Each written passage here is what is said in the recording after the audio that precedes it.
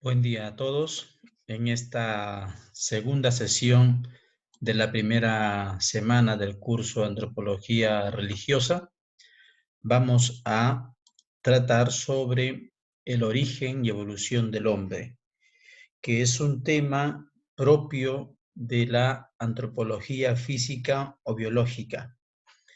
En este tema lo que queremos es, a grandes rasgos, comprender un poco de qué trata esta evolución del hombre, qué es lo que dice la antropología, qué es lo que dicen los científicos. Habíamos señalado que esta rama, esta ciencia que estudia el origen del hombre y su evolución, es una de las ciencias, digamos, que más atención cobra en todos los seres humanos, porque se trata de nuestro origen. Es una ciencia polémica, es una ciencia que despierta bastante curiosidad y que demanda también bastante trabajo a la comunidad científica. Hasta hoy en día no cesan las investigaciones sobre este tema, sobre nuestro origen y sobre nuestra evolución. Bien, la idea de evolución. Todas las especies, dice esta corriente científica, todas las especies vivas que existen en la Tierra han sufrido por un proceso evolutivo. Es decir, hoy en día lo que vemos en el pasado, en el origen, ha tenido una forma distinta que ha ido cambiando a lo largo del tiempo. Y cuando digo a lo largo del tiempo, hay que entender que a veces se trata de millones de años, no de 1000, 2000 años, sino de millones y miles de años. Pero también esta corriente científica o este enfoque de entender el origen de todo lo que existe no solamente está referido a la especie de seres vivos, sino también a toda materia natural, es decir, las montañas, los ríos, la forma de los planetas, etcétera, todo lo que existe en la Tierra y en el universo ha tenido un punto de partida muy distinto al cual nosotros estamos viendo hoy en día. Todo eso es evolución y todo esto es lo que trata de estudiar, evidenciar, demostrar esta corriente científica evolucionista. En resumidas cuentas, lo que proclaman ellos es que todas las especies de organismos tienen su origen en un proceso de evolución biológica, podemos decir también química, a partir de una célula. También en el caso del humano hacia la hominización, es decir, que antes teníamos una forma y esa forma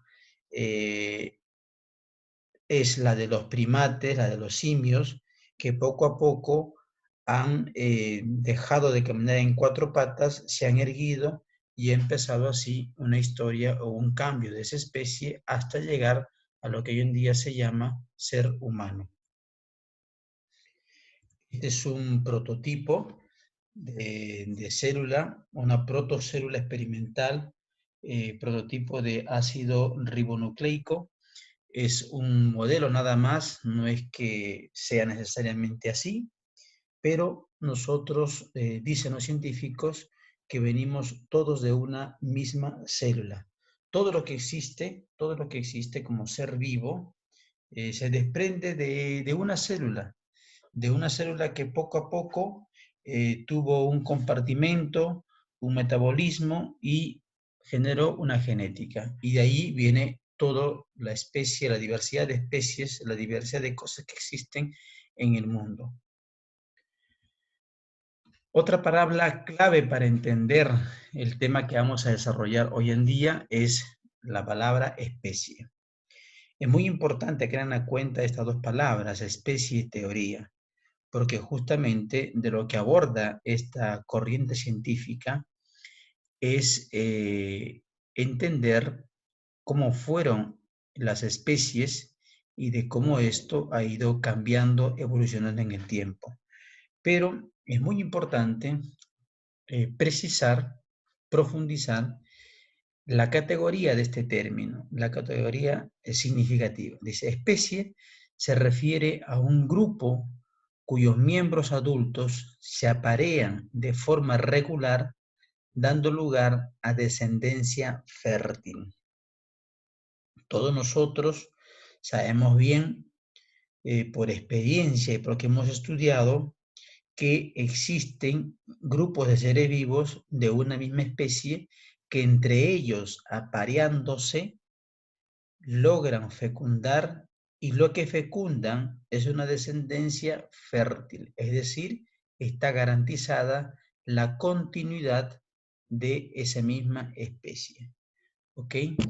Ahora bien, si dos especies distintas se juntan, se aparean, puede salir algo, puede no salir, como puede resultar algo, pero ese algo será un híbrido, como señala aquí la diapositiva.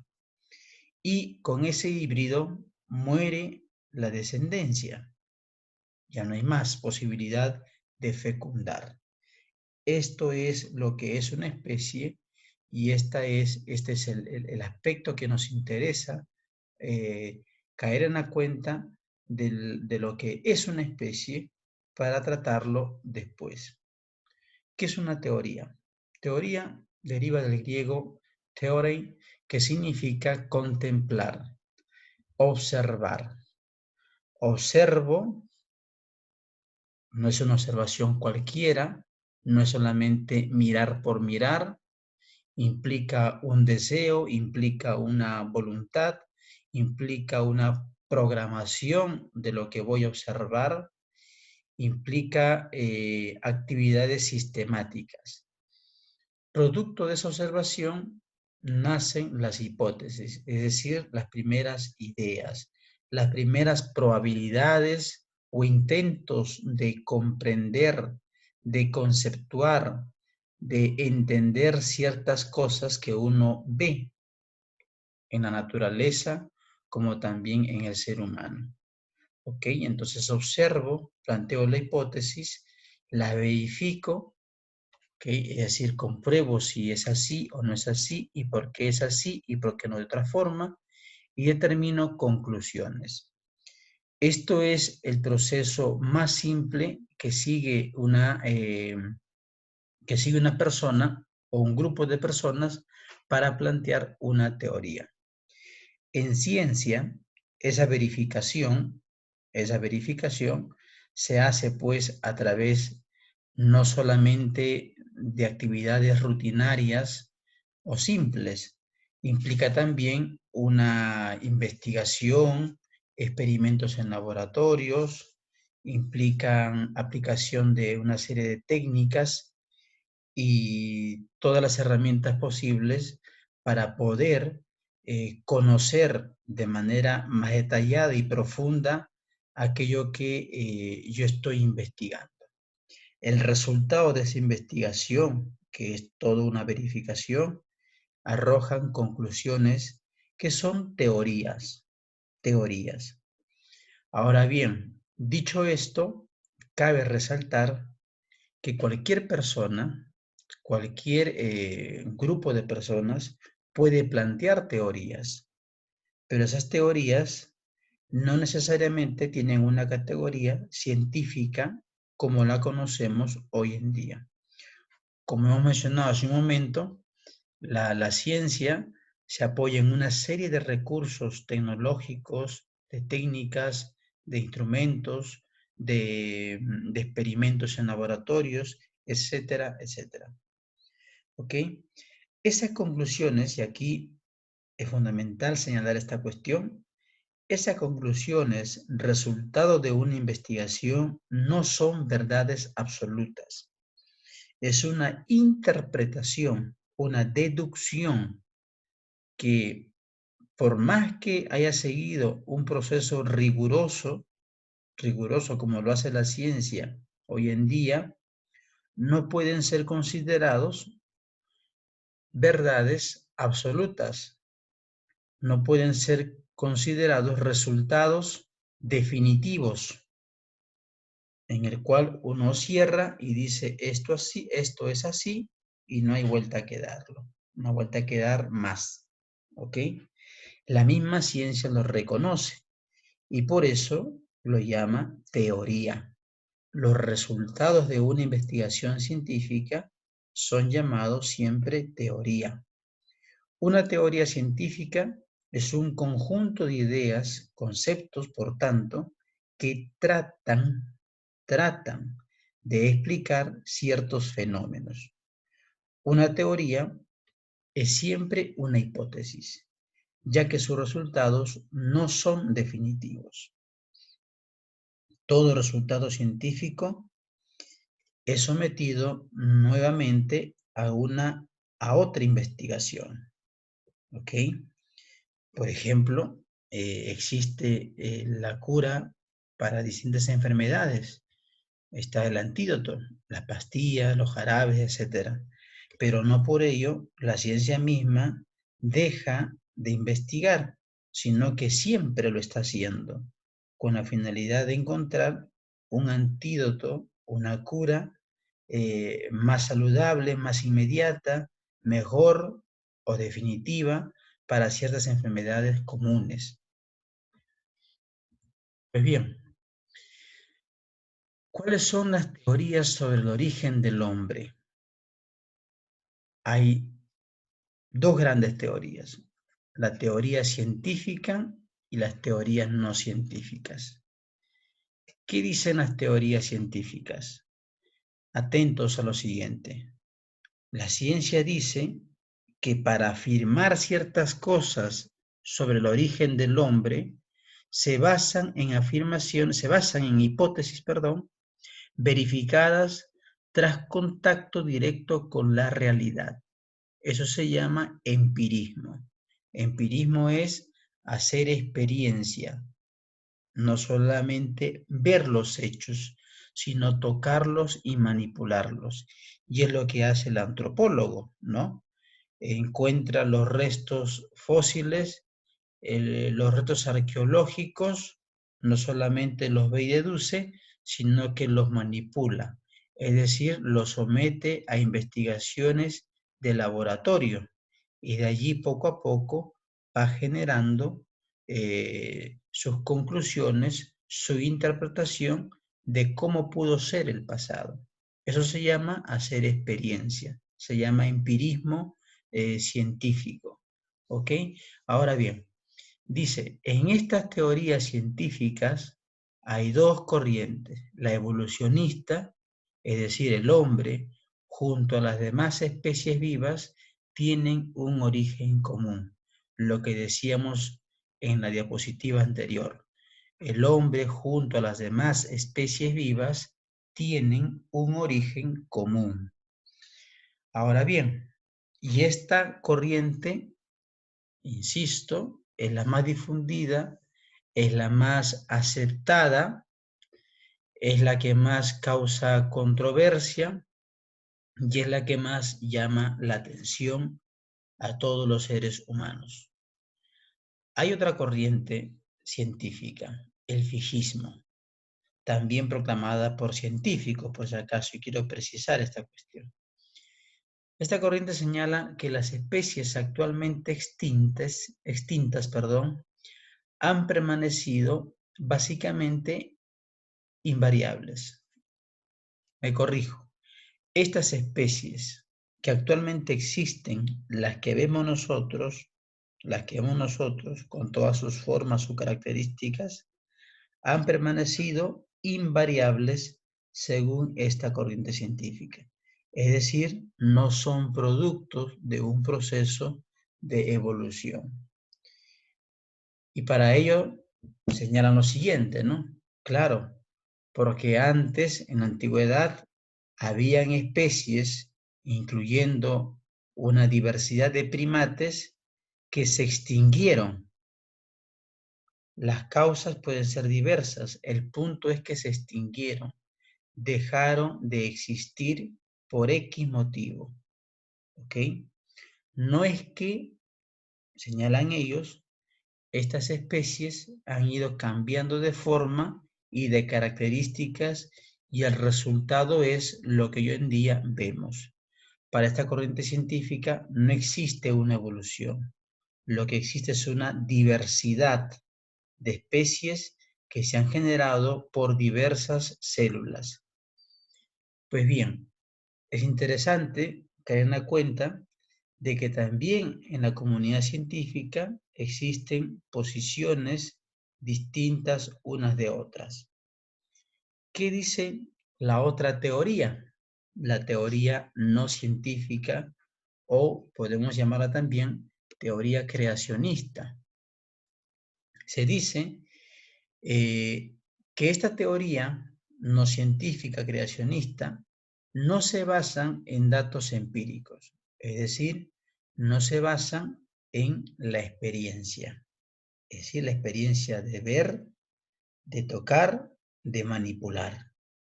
Es decir, no hay contacto con la realidad, porque, dice, ellos atribuyen el origen del hombre y de todo lo que existe a poderes sobrenaturales, a poderes sobrenaturales, como lo plantea la filosofía griega, los mitos, las leyendas de diversas culturas en el mundo, el Génesis u otros textos bíblicos de diversas religiones.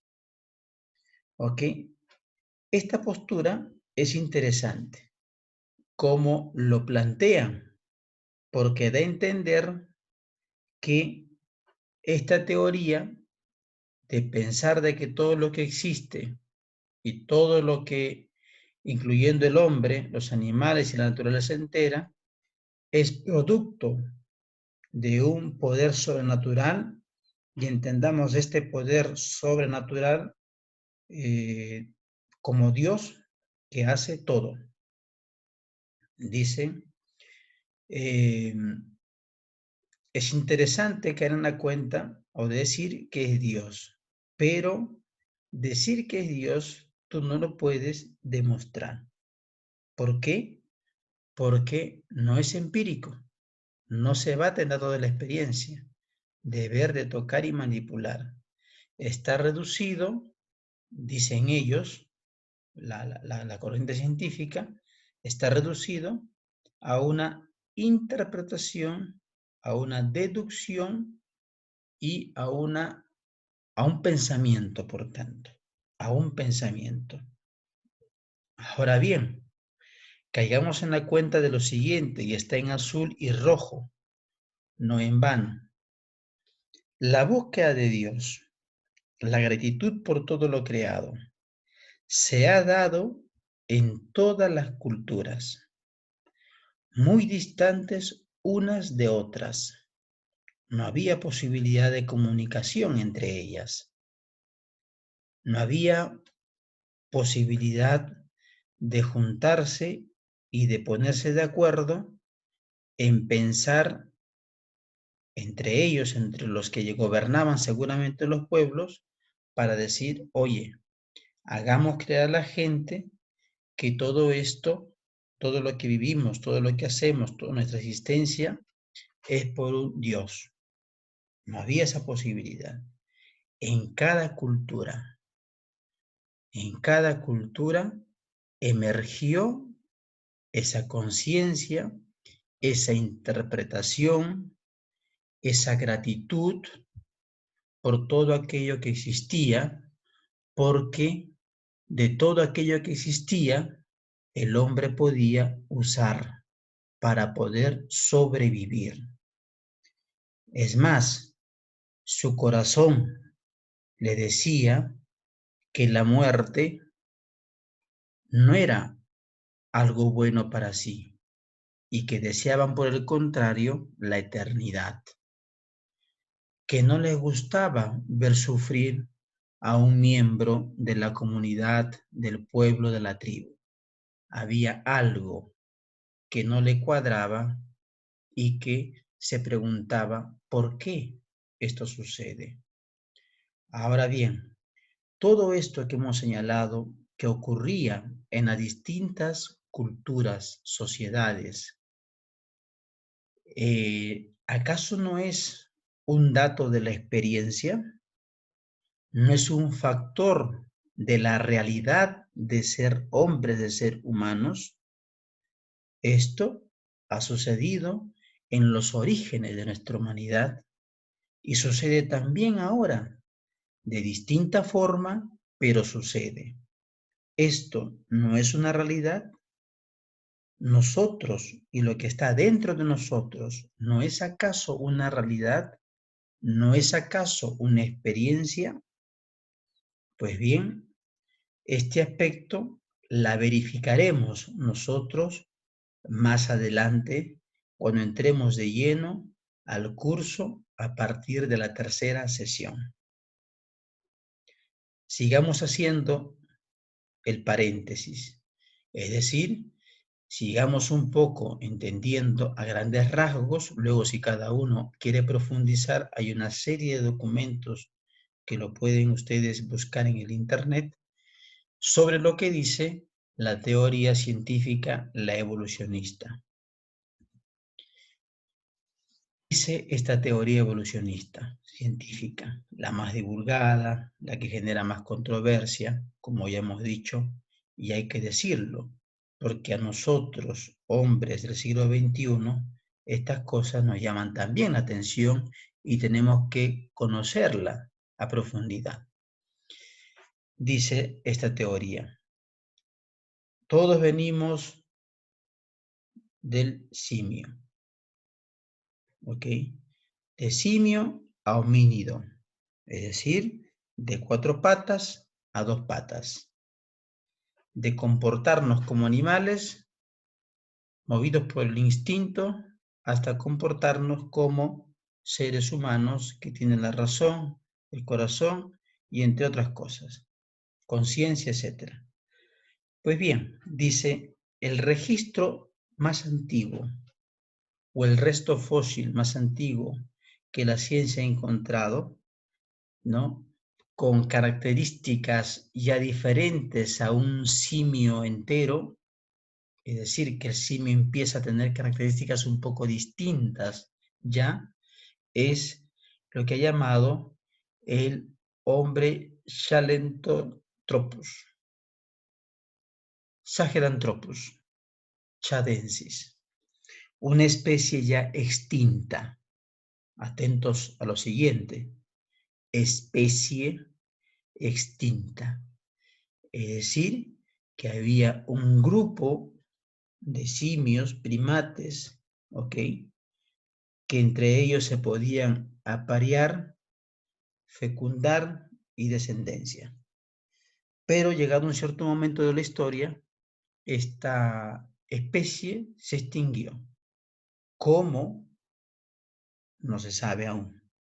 El punto es que la ciencia encontró este resto fósil que datan de 6 a 7 millones de años con características ya un poco distintas a un simio puro. Luego está toda la especie de los Australopithecus, que ustedes la han escuchado en secundaria. ¿Ok? Están los amanensis,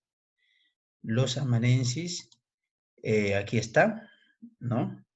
Que datan de 4,2 a 3,9 millones de años. Ojo, hay que entender aquí millones de años, no 1.100, 200, no, millones de años, ¿ok? Y luego están el Australopithecus, todos ellos son una especie, géneros distintos, ¿no? Afarensis, los afarensis, de 3,9 a 2,7 millones de años, el Africanus, de 3 a 2,5 millones de años, el Cédiva, de 2 millones de años, etc. Y entre este género, Amanensis y Afarensis, también hay otros géneros. Entre Afarensis y Africanus también hay otros géneros. Y así ocurre también con Africanus y Cédiva. ¿Ok? Ahora bien, ¿qué es lo interesante de este gráfico y de esta estos géneros que se han encontrado? Primero, todos son primates extintos, primates homínidos, es decir, que ya se erguían con comportamientos un poco distintos y con características fisiológicas similares, no iguales, similares ya a lo que luego será el ser humano definitivo, el hombre definitivo. Las especies de este género habitaron en África desde hace algo más de 3,9 millones de años hasta hace unos 2 millones de años. Tercer dato importante y clave para entender lo que se quiere comunicar en el curso. No es que esta especie se extingue porque pasó a ser Australopithecus. No es que Amanensis se extingue porque de pronto evolucionó a Afarensis. Y Afarensis luego pasó a ser Africanus. Y Africanus, luego de millones de años, se convirtió él mismo en Cédiba. Y así sucesivamente. Esto no dice la teoría de la evolución. No afirma esta cuestión. La ciencia misma afirma que se trató de especies de géneros distintos que incluso en un momento de la historia han llegado a cohabitar África.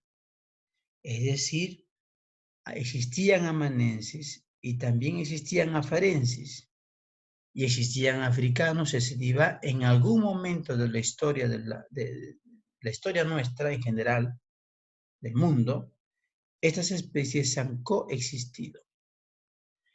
Pero atentos, cuarta cuestión. Que sean especies distintas y géneros distintos, ¿qué implicaba? ¿Qué cosa nos quiere decir? Que apareándose entre ellos, que a lo mejor ha sucedido, ¿no? Apareándose entre ellos, el resultado iba a ser híbrido, porque se trataba de géneros y de especies distintas. Así como existen los felinos, que son una especie, pero distintos géneros, está el tigre, el león, la pantera, la chita, etc. Ya saben qué es lo que pasa si se junta un león con una tigresa. ¿Puede salir algo? Sí, sale algo. El ligre, con L, ligre. No, L de león, Y de tigre. ¿Ok? Pero ese resultado es híbrido. Es decir, allí acaba. No puede fecundar ese híbrido. ¿Ok? Entonces, por tanto, no cabe la posibilidad, y la ciencia lo afirma así, que si se juntaba un amanensis y un afarensis, salía algo que luego ese algo podía fecundar y así poco a poco sucedió la transformación humana. Señalo esto porque nosotros, los que escuchamos a la ciencia, a veces no comprendemos la totalidad y la objetividad, por tanto, del mensaje. No se trata de esta cuestión. Por eso la ciencia no puede afirmar categóricamente que todos hemos pasado por una cadena concatenada, valga la redundancia, si cabe el término, pero que una cadena es siempre concatenada, ¿verdad? Entonces, no ha sido así la evolución. Hay algo que falta entender, algo que no cuadra, algo que no encaja. Pero lo cierto es que estos restos fósiles sí se han encontrado. Y esto no se puede negar, es una evidencia que tenían características muy parecidas a lo que hoy en día llamamos ser humano y también al simio, que dejaron de ser simio. Estas son conjeturas, son interpretaciones, deducciones que pueden ser discutibles. Pero lo que no puede ser discutible es que entre ellos hubo un resultado y ese resultado continuó.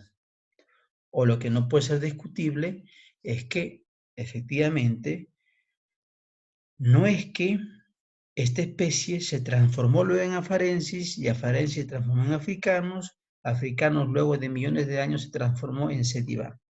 No son como las bolas de Pokémon, que sale un bicho, un animalito, que pelea y luego se tiene que enfrentar a otra bestia un poco más grande, ese animalito de Pokémon evoluciona.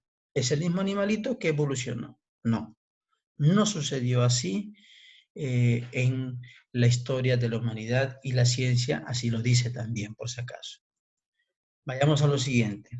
El género Homo. Dentro del género Homo nos han contado, y ustedes también lo han estudiado, ¿no?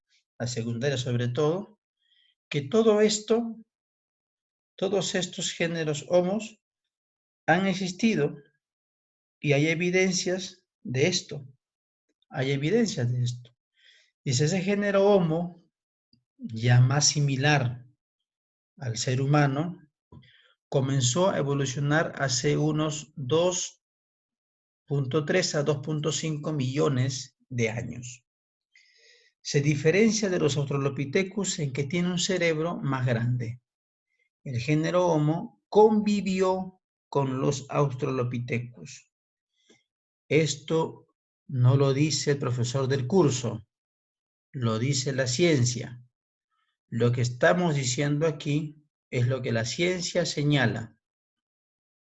Lo que estamos aclarando es la confusión que nosotros nos hemos generado al escuchar la teoría científica.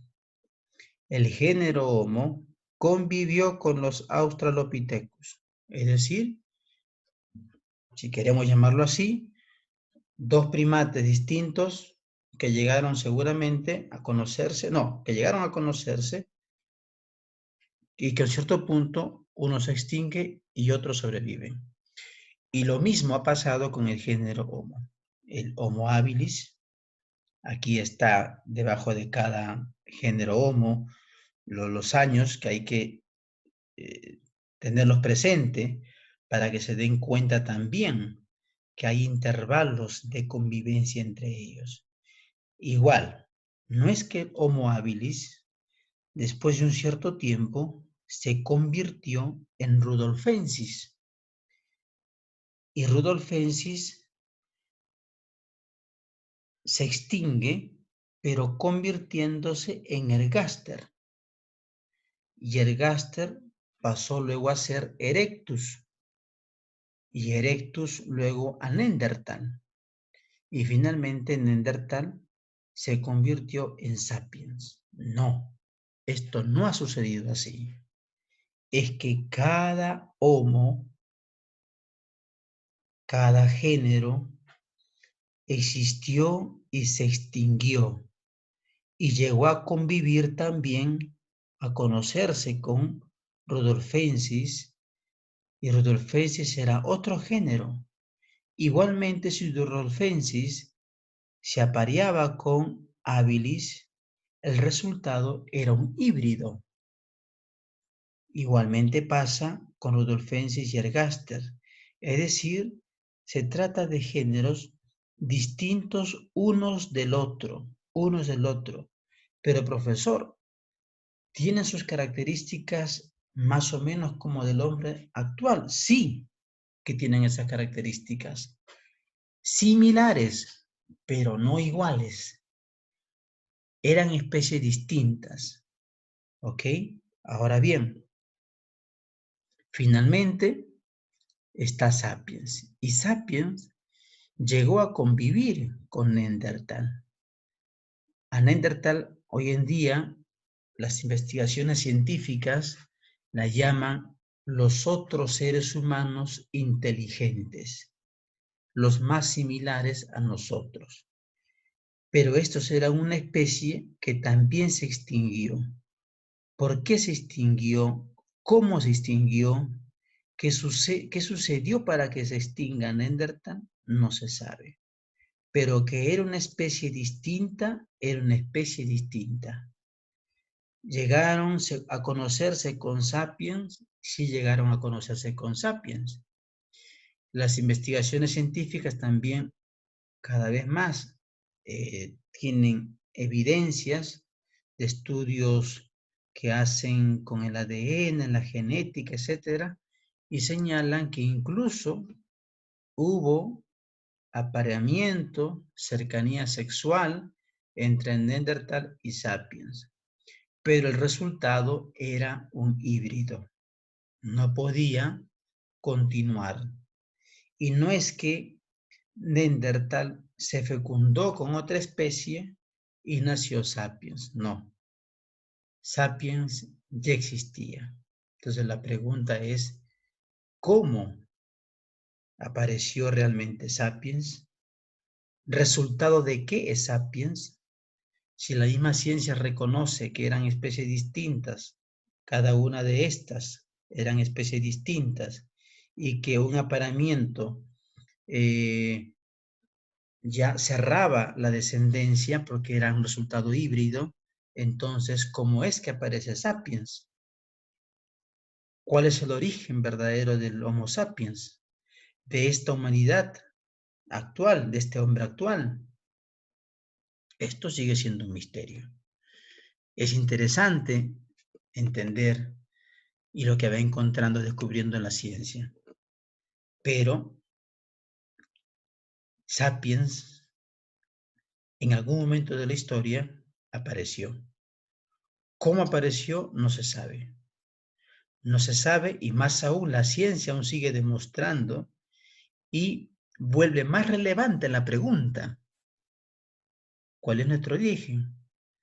La vuelve más interesante la pregunta, porque la misma ciencia demuestra, nos ha demostrado hasta ahora, que no puede ser resultado de Neandertal, porque era una especie distinta, igual aquí, igual con Rudolfensis, con habilis, con los Australopithecus y todos los primates que ya hemos visto a grandes rasgos y que hay muchos más.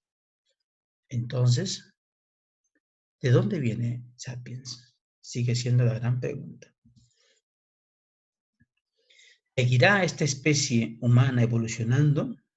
Claro, si nosotros pensamos que, como lo hemos interpretado y comprendido hasta ahora, que antes éramos simios y luego nos mezclamos o algo sucedió y ese mismo simio se transformó en otra especie y así, así, así, la pregunta es, digamos, es lógica esta pregunta, producto de esa forma de comprender. ¿Seguirá esta especie humana evolucionando? Hasta ahora somos la única especie. Somos la única especie si queremos llamarnos especie. O somos la única criatura también. Porque criatura viene de ser creado. Entonces, es interesante caer en la cuenta de este dato de nuestra humanidad y de todo el recorrido, todo el esfuerzo que también hace la ciencia, pero que en lugar de agotar la pregunta, la vuelve más interesante. Y entonces, ¿de dónde venimos? El hombre no existía siempre. Ha realizado su ingreso en el mundo en un cierto tiempo y bastante reciente en un cierto ambiente. ¿Cuándo ha sucedido esto? ¿Cómo han sido sus antepasados? Nuestros antepasados como hombres, como sapiens. ¿Cuáles son los signos que nos evidencian aquel pasado? ¿Qué tiene que ver el hombre con la diversidad de la naturaleza? El hombre antes no estaba y ahora está. Esto es un misterio. ¿Quién o qué está en nuestro origen? ¿Cómo puedo entender yo mi origen? ¿Es solamente mirando el pasado, hurgando el pasado, que es lo interesante para el hombre hoy en día. Estas son preguntas que las ponemos a ustedes y que sin duda serán abordadas a lo largo del desarrollo del curso de antropología. Por ahora, hemos también colgado un video en el aula virtual sobre la Odisea y el origen de la humanidad. Véanlo, porque parte de lo que he dicho aquí, lo que se ha dicho aquí en estas diapositivas, se señalan en este vídeo y es muy importante que lo vean. También se ha anexado un artículo sobre una pregunta. Dios y Darwin. Darwin, que es uno de los impulsores de la teoría de la evolución y de quien se ha desatado toda esta investigación, toda la ciencia en esta corriente evolucionista. La pregunta que plantea el artículo que hemos adjuntado en PDF es: ¿Dios y Darwin son realmente incompatibles? ¿Qué hay de común entre esta teoría de la evolución y la teoría creacionista? ¿Cuál es lo común? ¿Es posible el diálogo? Si es posible el diálogo, ¿es a partir de qué cosas comunes? Se les invita a leer este artículo para que ustedes puedan entender también por qué hemos querido empezar con estos temas antes de entrar de lleno a lo que es la antropología religiosa. Muy bien, hasta entonces.